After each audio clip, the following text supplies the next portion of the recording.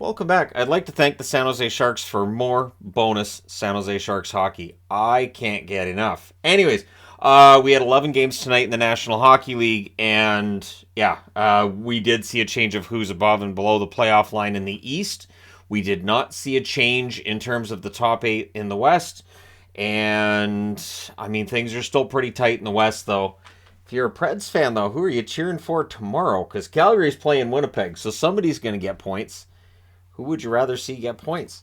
Anyways, that being said, I guess Calgary, right? Because then you don't fall further behind Winnipeg. But anyways, we're going to start off with the Buffalo Sabres and the Florida Panthers. Levi versus Lyon. So nice matchup between two young goaltenders here. Levi bailed out his own turnover early on. Shots are 2-0 Florida 3 minutes in. Sabres score, but it's an offside, so it doesn't count. Pressed by the Sabres at 5 minutes. Things get pushy on a hold by Lyon. We get a power play for the Panthers. Levi really solid during that kill, helps to kill that off. Sabres then get a power play of their own and they score on it. Cousins from Dahlin and Thompson at 8:58.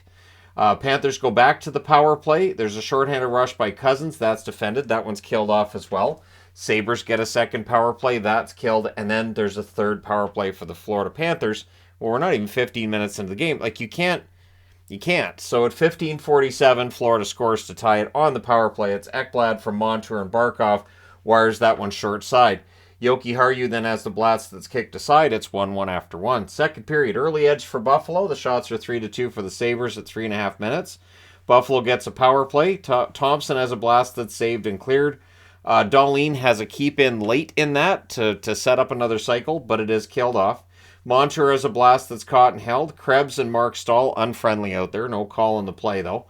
Sabres press with 4 minutes left. Cousins has a shot that's saved. More pressure by Buffalo. Quinn's denied. Montour clears. Lundell is then denied on a net drive. After 2 periods, it's still 1-1. Third period, early press by the Panthers, and they score during that. It is Matthew Tkachuk from Montour and Lundell at 59 seconds. Shots are 3-1 for the Sabres at 5 minutes. Things get pushy on a hold by Lyon. Middlestad's denied and close. Skinner has a net feed that's picked off. There's a near miss for Tuck as they press. Okposo can't bury one in close. There's back-to-back icings by Florida. 2:31 left. The Panthers get a power play. That lasts until there's 51.9 seconds left in the game. It becomes a 4-on-4. Sabres call a timeout. Skinner has a shot that's saved and held. Thompson fans him. We end up with a 6-on-3 with about 12 seconds left. And, yeah, Buffalo just can't get to the net. I really thought when it was 6-on-3, I thought, here they should score even though there's only 12 seconds left, but they just couldn't get it. So your final score is 2-1 for Florida. They go to 40, 31-7 with the win. For Buffalo, 37, 32-7 with the loss, and that'll probably wrap up their playoff hopes. Shots on net are 14 apiece in the first, 14-8 Florida in the second, 18-8 Buffalo in the third. Final shots are 40-36 for Buffalo. They played well. Power plays, Buffalo 1 for 5, Florida 1 for 4. The hits 28-20 for Florida. Levi saves 34 out of 36. Lyon, excellent. Lyon seems to keep getting better. 39 saves on 40 shots. So really strong game for Alex Lyon. All right, next up, Columbus and Toronto. Columbus gave them a bit of a hard time, or should I say Jet Greaves gave them a tough time. So it's Greaves versus Wall. Shots are 3-1 Toronto at 4 minutes. Johnson has a shot that's blocked and cleared. And then at 5:10, Aston Reese scores from Hall and Lafferty. So Toronto's up 1-0. Columbus was stuck on one shot for a while in this game. We get a power play for Toronto. Matthews couldn't bury one at the net. The Jackets clear. That's killed off. And then on their third shot, Columbus ties it. It's Roslovic from Johnson and Foodie at 12 minutes and 12 seconds. So a game that Columbus shouldn't be in, and it's tied because Greaves is having a good game. Leafs press for response, but we get a power play for Columbus. That's killed off. Nylander's then denied and close. It's 1-1 after one. Second period, early press by Toronto. Johnson has a rush chance that's saved. The shots on net are 5-2 Columbus 5 minutes in. Columbus presses at 6 minutes, but kind of against the flow of play. Toronto scores. It's Kerfoot from Abruzzese and Kampf at 7:25. And then the Leafs get a power play, but a really solid kill by Columbus. They do kill that off. Fans then dispute an icing call, showing how into it the fans are here. Jackets press with 4 minutes left, 2:43 left. Columbus gets a power play. That's killed off. The teams then exchange rushes. It's 2-1 Toronto after 2. Third period, Bernie has a shot that's kicked aside. The Leafs press. They're kept to the outside. Columbus presses at 5 minutes. Boquist has a shot that's kicked out. The Leafs are pinned down, but when they do get up the ice, they do score. It's Aston Reese tips one in front from McCabe and Lafferty at 8 minutes and 10 seconds. However, Columbus answers. On a rush, Robinson scores unassisted at 12:03. That makes the score 3-2. Leafs press to respond. We get a power play for Toronto. Nylander can't bury one. It's cycled. It's killed off, but it takes 2 minutes off the clock. Foudy then had a rush chance that was saved. Jenner wasn't able to bury one when they pulled the goaltender. It was a 6-on-5. And then Matthews hits the empty net from Yarncroke at 18:57. So Toronto wins this one 4-2. Far more difficult than it should have been. They go to 46-21-10 on the season. Columbus 24-45-8 with the loss. Shots on net are 16-5 Toronto in the first, 17-12 Toronto in the second, and 17-9 Toronto in the third. Final shots 50-26 for Toronto. Power plays, Columbus 0-2, Toronto 0-3. The hits 40-27 Columbus. Greaves saves 46 out of 49. Wall saved 24 out of 26. So, really, honestly, the Leafs, they overcome the fact that this goaltender was, their other goaltender was a Wall, and their goaltender was named Wall. It just gets really quite confusing. All right, next up, Detroit and the Montreal Canadiens. So this is your no mercy game of the night. Just the one tonight, not a bunch. So it's Husso versus Primo. Power play for the Habs. There's a shorthanded Larkin rush that ends that power play. And then on their first shot, Detroit scores. It's Raymond from Perron at 4:55. And then there's a Bergeron to Kopp near miss at the net. But on their fourth shot, Detroit scores to make it 2-0. It's Perron with the second point of the game. Osterley and Mata with the assists at 10:09. Montreal presses with 7 minutes left. The shots are 8-4 Montreal with 5 minutes left. There's a power play for Montreal. That's killed off. It's 2-0 Detroit after one. Second period. Habs press a minute and a half in. Chason then had a rush chance. He can't bury it. Shots on net are only one apiece at 3.5 minutes. But at 7:12, Detroit adds another. It is Luff from Bergeron. He buries that one in close. Pizzetta then has a net feed that's picked off. We get 2 minutes of 4-on-4. Gallagher can't fire one home, and then he takes a tripping call, which puts Detroit on the power play. Early clear by the Habs. They do kill that off, but then the Wings go back to the power play, and they score on this one. It's Veleno from Wallman and Kubalik at 18:12. 1:33 left. There's another power play for the Detroit Red Wings, and Suzuki nearly scores a shorthanded goal. So after 2 periods, it's 4-0 Detroit. So there's only a couple questions left going to the third for me. Will it be a shutout? Will it be a no mercy game? And the answer's yes. So Habs finish the kill. Suzuki fires one high. The Habs press. They press again 4 minutes in. Kopp's then denied on a rush. Barron has a blast shot. That's held. The shots on net are only one apiece at 6:30. And then at 7:26, Perron scores to make it 5-0. From Mata and Osterley, Montreal gets a power play. That's killed off. Your final score is 5-0. So the Tony the Tiger magnet for the shutout and the no mercy magnet for the fact it was a 5-goal difference. Shots on net are 10-7 Montreal in the first, 11-7 Detroit in the second, 7-3 Montreal in the third. Montreal outshoots them 24-21. Power plays 1-for-3 for Detroit, 0-for-3 for Montreal. Hits 12-10 in favor of Detroit. Husso saves all 24 shots for his 7th career shutout and his 4th this season. Primo saves 16 out of 21. Not a great night for Primo or the defense in front of him. And but for Montreal, they're playing out the string. They're now 30-42-6.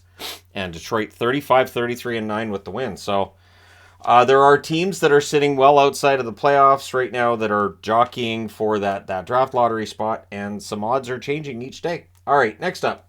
The Ottawa Senators and the Carolina Hurricanes. So much like Buffalo, Ottawa had to win today. This is basically where they're at. They need to win out. It's Marilainen versus Ronta. And on their 4th shot already, Carolina scores at 1 minute and 50 seconds. And it's Kotkaniemi from Shea and Puljujarvi. And I have to say, I've seen posts even just over the last week of people saying, oh, Kotkaniemi that offer sheet was terrible. Kotkaniemi's having a good year. He really is. Strong Kane's speed and forecheck is really the name of the game in this one at that point too. Sokolov then can't bury one in close. The shots even up as the Sens play improves during this game here. Kachuk's then denied as Ottawa's pressing, but we get a 4-minute power play for the Canes. The Sens penalty kill was very good until very, very late, and they score. Shea scores from Kotkaniemi and Nason at 15:58 to make it 2-0 for Carolina. Then there's a high stick challenge on that as well. It didn't actually touch the stick, so the Canes come out with the power play because that's a delay game call. Burns has a blast that saved and cleared. The Sens do kill that off. And then with 1:39 left, the Sens get a power play, so that rolls over into the second period. Carolina finishes the kill. Sens go back to the power play. That's killed off. Ottawa has the lone shot on net 5 minutes in. So this is low opportunity. And there was a lot of low opportunity stuff tonight because we're getting close to the playoffs. This is where the defensive side of things really ramps up. So Canes press at 6 minutes. Watson to Kastelik. Near miss there. Batherson then fires one high in a rush. Gregg's denied. Ranta was doing the splits there. It looked like it was kind of painful, but he stayed in the game. And then Giroux scores from Gregg at 10:39. So all of a sudden it's 2-1, and now the Sens press to tie it. Giroux has a blast that's caught and held. Kotkaniemi had a rush chance that deflects wide. There's a power play for Ottawa. That's killed off. 1:12 left. The Canes get a power play, and 10 seconds left. It becomes a 5-on-3, and it shouldn't have. So this is the second time in, 3 days that we've talked about a delay of game call? Wrong guy. It was Carolina that threw the puck over the glass, not the Ottawa Senators player, so it should not have been a 5-on-3. That was the wrong call. As soon as, I think it's Stephen Walkham is the head of officiating, when he said there's only been 6 missed calls all season, I had a feeling that we'd see more after that. And not only that, but that, for me watching these games, I'm going to track that. I have to. It's like, okay, you say that these calls are always, pretty much always called right, but they're not. So I'm definitely going to document when they're not. I don't complain about officiating. I leave that out. But when I hear an official say, well, that's not happening, I have to point it is. So anyways, and I think the Sens were kind of fired up there because they knew that was the wrong call. So they kill it. They kill it at the end of the second and at the start of the third. Then we get a power play for Ottawa. Canes don't let them set up early, but late they do score. It's Tkachuk from DeBrincat and Batherson at 2:52, so that ties the game there. Sens then look for the lead. The shots are 4-3 in their favor 7 minutes in. I really think that 5-on-3 kill that shouldn't have been there, I think that fired him up. Refs told that he sucks on a non-call. Stützle's denied in close. Puljujarvi fires one wide. The Sens clear. There was late momentum for Carolina, but we have to go to overtime. Overtime, Canes control early. Canes had a 2-on-1. They couldn't bury there. Sens take over. Stützle with a rush chance, but the Canes would take it back. The Sens with the icing, they win a face-off, but then on a rush chance, Necas ends it. He scores from Jarvis and Burns, bar down at 4:19. And so Carolina wins this one 3-2 in overtime. They go to 50, 18-9, so 50 wins for Carolina. For Ottawa, disappointing result, 37, 34-7, and again, they needed 2 points out of this one, and they need help if they're going to make it. So the shots on net are 12-10 Carolina in the first, 13-9 Carolina in the second. They end up being 10-9 Carolina in the third. And Carolina had both shots in the overtime, including the one that matters.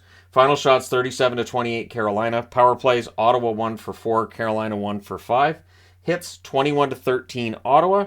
Marilainen saves 34 out of 37. Ronta saves 26 out of 28. So overall, pretty strong game. And there you go. Definitely an interesting one. This one definitely got, according to the timestamps, a lot more on this one. Reasons for that.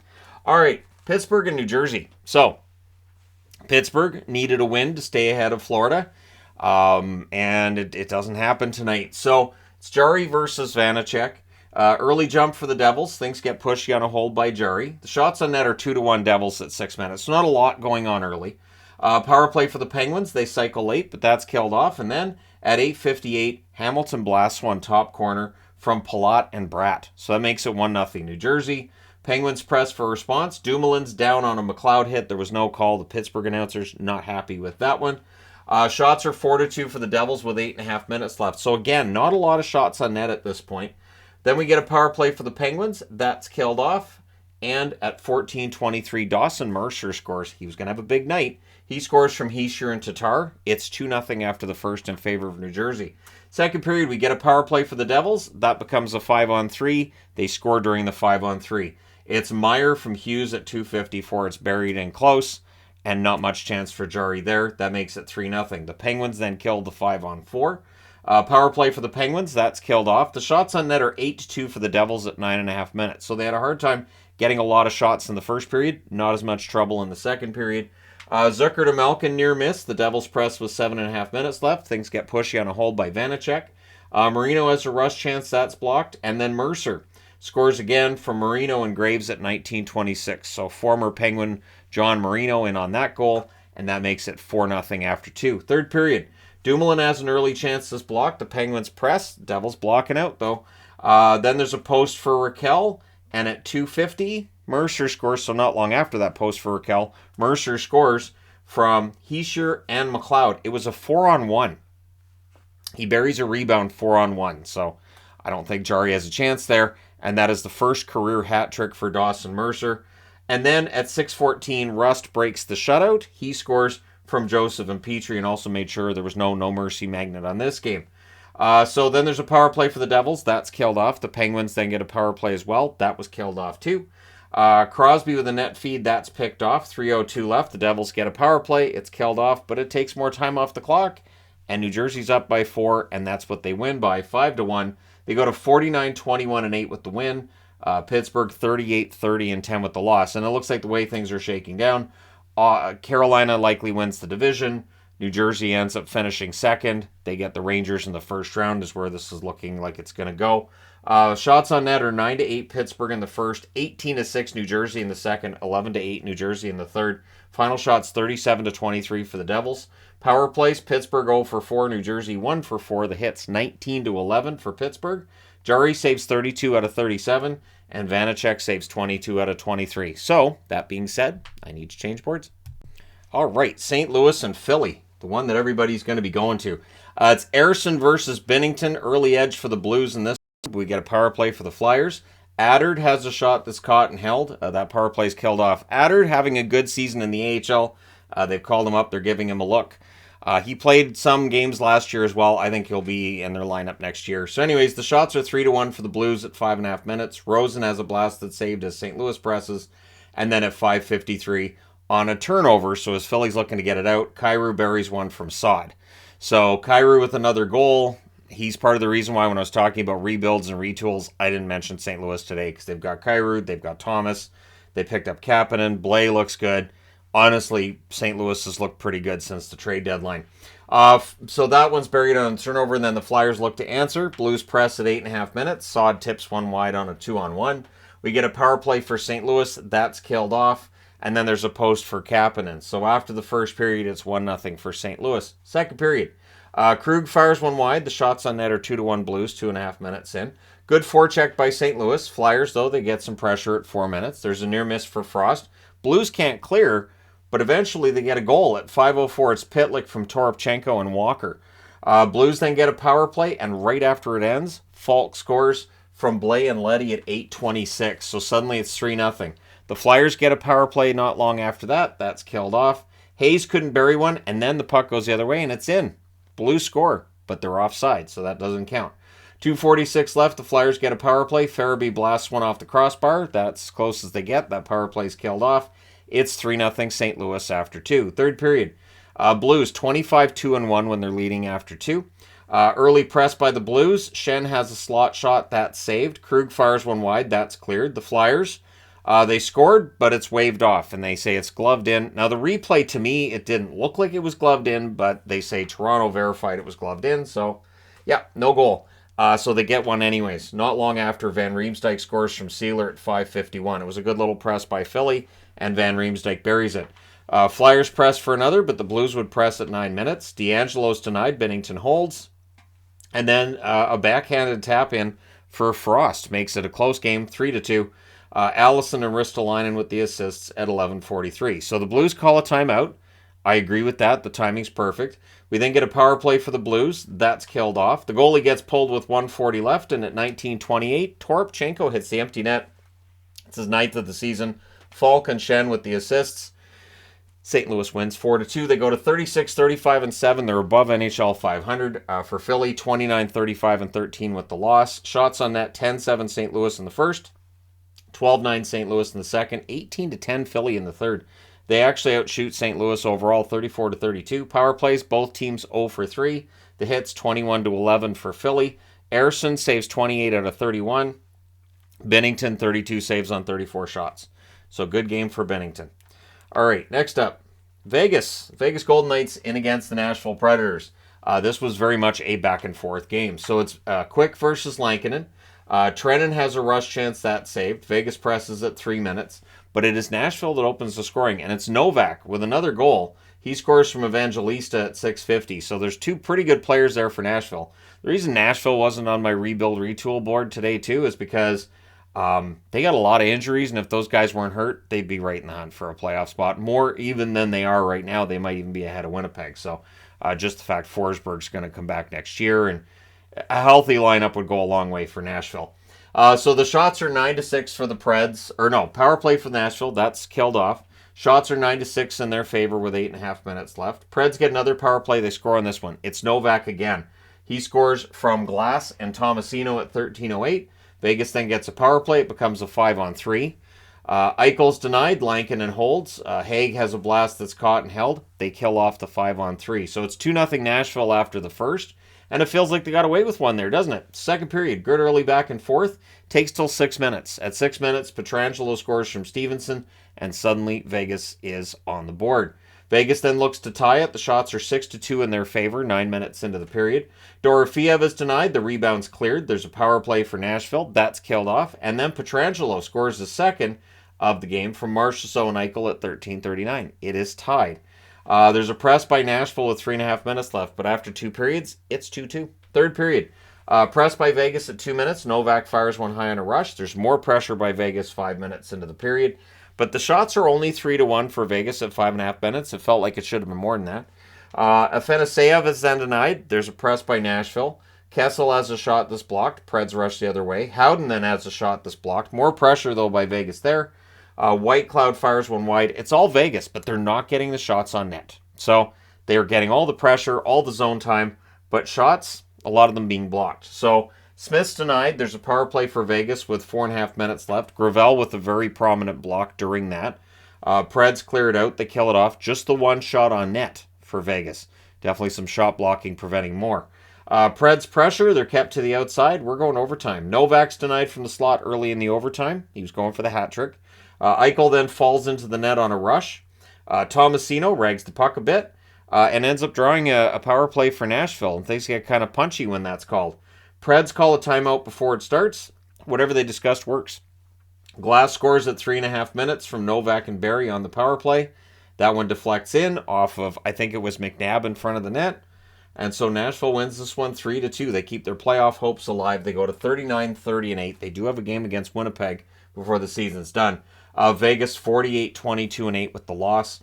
And it's an overtime loss, so they still get a point here, right? So shots on net are 14-12 Vegas in the first, 12-5 Vegas in the second, 8-6 Nashville in the third. They get both shots in the overtime, including the one that matters. Final shots 32-27 for Vegas. Power plays 0 for 3 for Vegas, 2 for 4 for Nashville. Hits 27-16 Nashville. Quick saves 24 out of 27.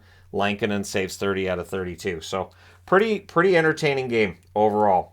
All right, next up, Chicago and Calgary. I honestly, as much as I did a double take this morning on Chicago being 2-0 against Calgary, there's something there. I don't know what it is. Chicago, this might be the best they've looked, at least in a first period in a while. So, Mrazek versus Markstrom, early press by the Flames. The shots are 3-1 Calgary at 3.5 minutes. Nothing to see here until Athanasiou scores from Reichel and Taves at 5:09.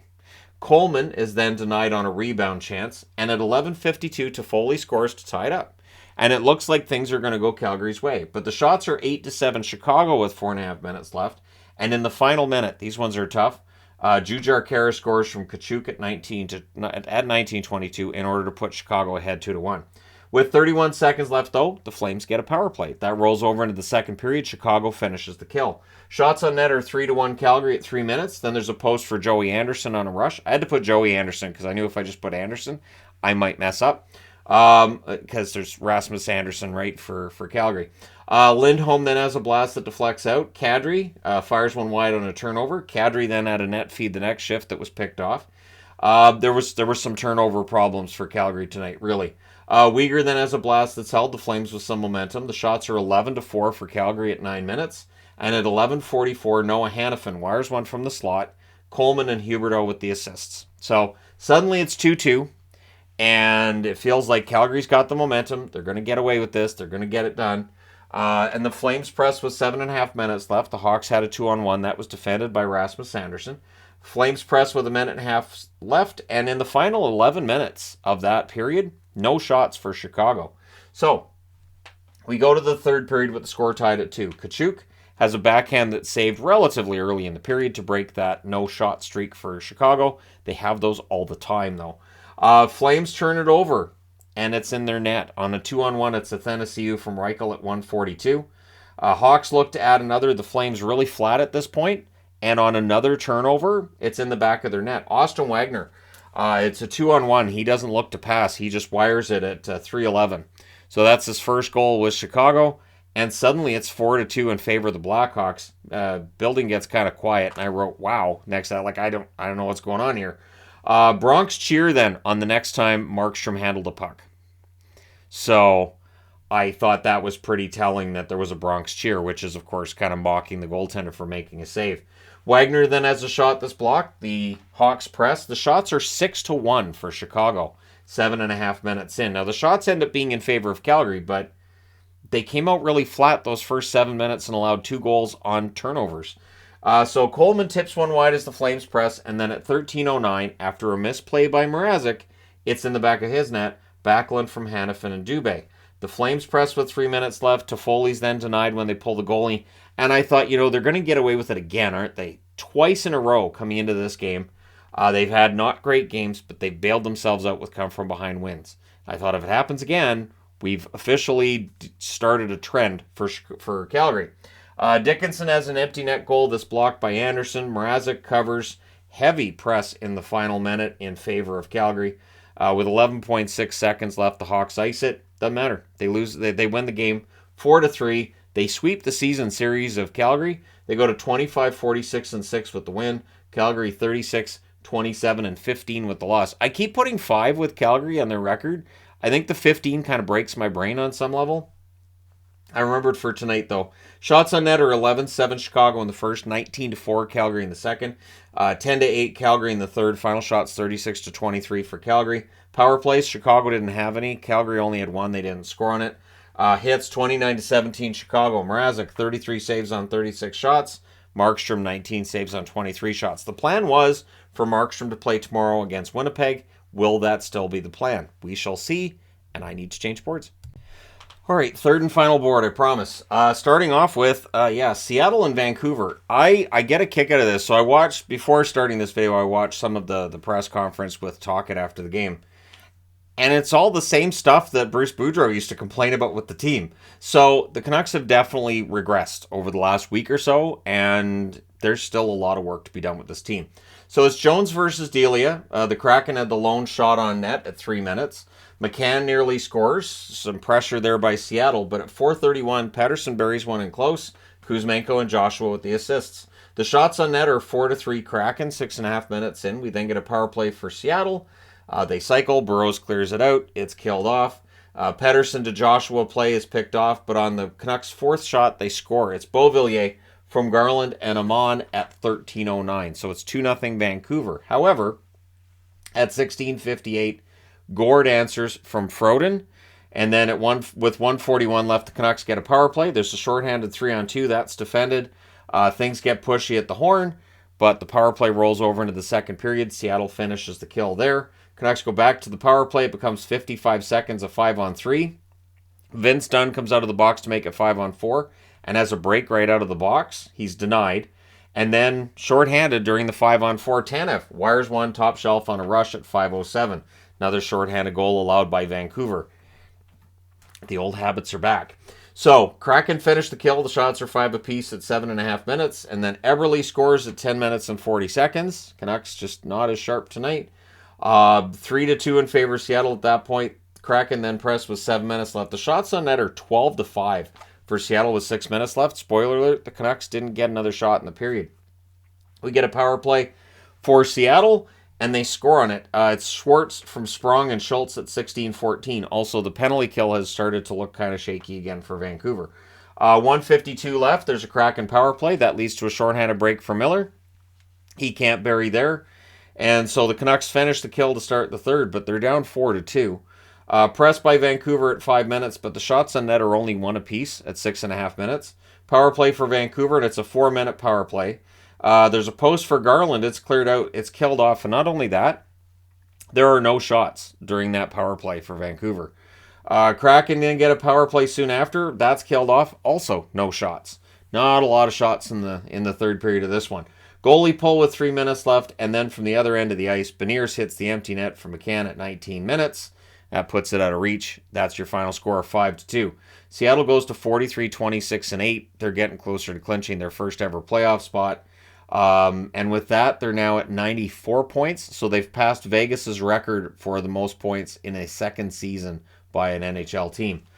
For Vancouver, not that it's a competition. For Vancouver, they dropped 2 games below NHL 500 at 34, 36, and 7. And if you're wondering, I checked. They're currently 8th from the bottom. So they're still in that bottom 10. At any rate, shots on net are 8-7 Seattle at the first, 18-5 Seattle in the second, 4-2 Vancouver in the third. Wow.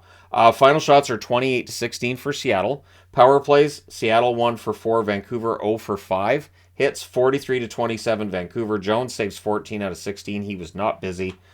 Delia 23 saves on 27 shots. The first goal wasn't great on Delia, but honestly, I don't know what I would put on him in this one. All right, next up, Oilers in LA. So it's Skinner versus Copley. I took more notes than there were shots in the first period. Costin gets shaken up on a hit. Looked like he was winded there. We get a power play for the Kings. There's a shorthanded Kane chance. That's blocked. The Kings cycle. Oilers block. It's killed off. No shots reach the net there. There are no shots on net 4.5 minutes in. Kempe fires one wide on a fast break because there's no shots on net yet. Bouchard has a net drive that's defended. The Oilers are getting zone time, but they're not getting shots. In fact, with 7 minutes left, the shots are 4-0 in favor of LA. One of those shots got taken off before the period was over, though, so they only had 3 shots in the period. Things get scrummy with 6:33 left. The Oilers come out of that with a power play. That's killed off. 1 shot there. Doughty has a blast that's tipped wide. Crossbar for McDavid on a net drive because you're not allowed to get the shot on net, so crossbar means it doesn't count as a shot.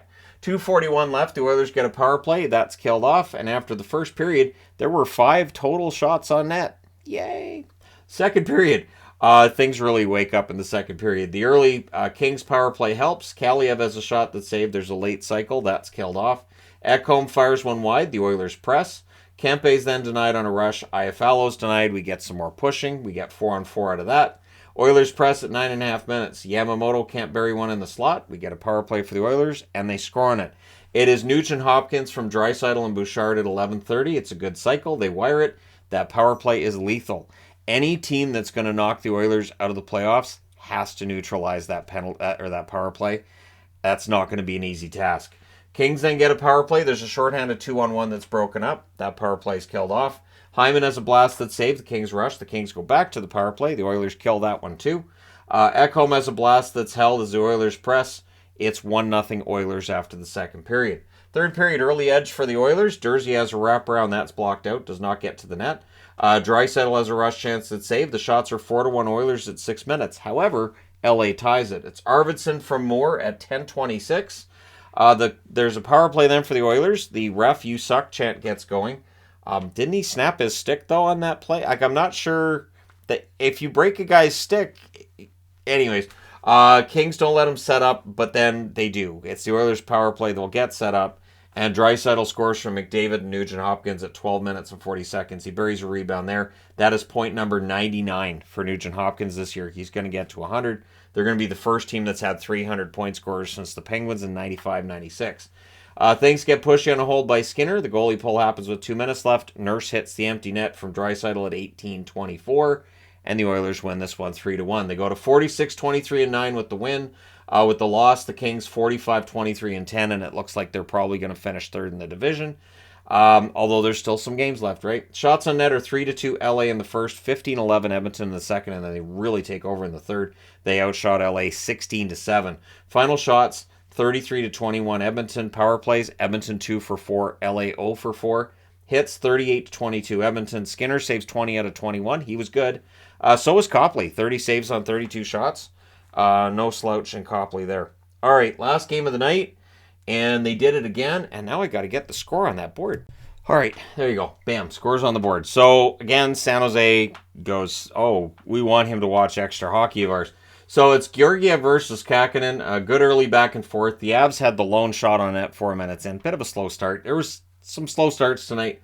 But at 4:29, the Colorado Avalanche opened scoring. It's Jack Johnson again. He's on a bit of a goal-scoring binge. He scores from Byron Malgin. And then at 6:24, Rodriguez buries a rebound. McKinnon and Rantanen with the assists. So it's quickly 2-0 for Colorado. And honestly, the first thought in my head was, at least it's not going to overtime, because Colorado couldn't blow a 2-goal lead against San Jose. So then there's good forechecking going on by the Avs. The shots are 10-3 in their favor with 7.5 minutes left. Lawrence has a stuffed chance that's saved. And in the last minute, Rantanen has a chance that's held. So Rantanen still on the verge of 50 goals, doesn't get there tonight. But it's 2-0 Colorado after one. Second period. Power play for the Avs. Rantanen's denied. The rebound's cleared. That power play's killed off. 2 shots on net. McKinnon has a rush chance. Hits the crossbar there. Did the Sharks score? No. Georgiev with the goal line stand there. Does not allow the puck. You shall not pass. The Sharks press at 7.5 minutes. Zetterlund has a shot this block. The Avs cleared out. And then it's LeBanc. He wires one on the rush from Couture and Carlson at 12:55. It was a nice 2-on-1 there. We get a power play for the Avs. That's killed off. Hurdle exits for a second time. He had gotten hurt. And they were also talking about him getting a 10-minute or whatever it was because he was mad at the officials and they gave him a 10-minute misconduct. But he was injured and did not return to the game. So we'll see what Hurdle's status is for the last week and a half of the season. McKinnon would then score, though, from Rantanen and Taves at 17:54 on a face-off win. So that gets him to 99 points. Sharks look to answer. Georgiev holds there. So after the second period, it's 3-1 for Colorado. I am not anticipating any need to worry about overtime because Colorado has a 2-goal lead in San Jose. They win this game. They get up to first place in their division. Easy peasy. Nope. Third period, power play for the Avs. That leads to a shorthanded net drive for Vlasic. That was denied. The power play's killed off. The Avs press after it's done. Byram has a shot that's held. There's a power play for the Sharks. Near miss for Bordelot. They cycle, and then they score. It's Peterson from Gushin and Couture at 5:50. The Avs press to respond, but San Jose ties it. LeBanc from Gregor and McDonald at 7 minutes and 11 seconds. So all of a sudden, with 2 goals in about a minute and a half, San Jose's tied the game. The Avs press at the half. Lawrence has a rush chance that's saved, but it was pretty obvious to me we were going to overtime, and here we are. In the overtime, Sharks control. They go offside early. Gushin and Lawrence are then denied on the next chance. There's a 2-on-0. LeBanc's robbed there. McKinnon has a net drive that's defended, but then on a fast break, McKinnon ends it. He scores from Taves at 3:13. On that fast break, he reaches 100 points for the first time in his career. Colorado wins this one 4-3 in overtime. They do clinch a playoff spot. They clinched once they got to overtime, but it's nice to get the win, right? They're 46-24-6 with the win. San Jose 22-39-16 with the overtime loss. 16. So Calgary has 15. They have 16 overtime and shootout loss points. Shots on net are 13-7 Colorado in the first, 19-11 Colorado in the second, 9-8 San Jose in the third, and 4-2 San Jose in the overtime. Final shots 42-31 for Colorado. Power plays Colorado 0-3. San Jose scored on the only power play they had. Hits were 29-12 for San Jose. Georgiev saves 28 out of 31. Kakkonen, good game. 38 saves on 42 shots. And so there you go. You guys are all set up for tonight. Let me know your thoughts in the comment section below, as always. Don't forget to hit like and subscribe. If you're browsing your way through, you just happened upon this video. Thank you guys so much for watching, for all your support. I will talk to you again soon.